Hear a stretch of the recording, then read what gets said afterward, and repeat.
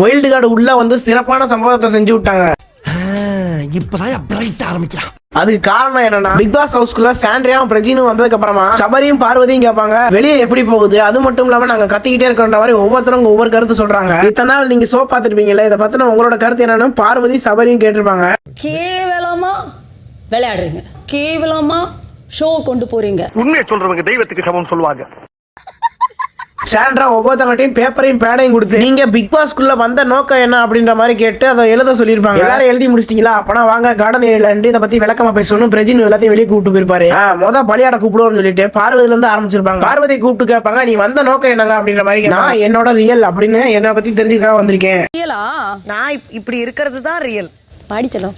ஐயோ என்ன இது ரொம்ப ரூத்லெஸ்ஸா இருக்கு. அப்படிதான் பேசுவேன், அப்படிதான் பேசுவேன்.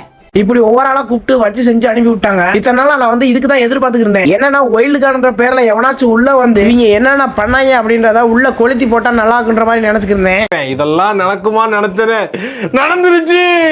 பாருக்கும் கமருதுனுக்கு இருக்க பிரச்சனைய பிரஜின் வந்து அவரால் முடிஞ்ச ஒரு சாவியை போட்டு விட்டாப்ல. இது பத்தாதுன்னு அரோரா வேற அழு விட்டாங்க.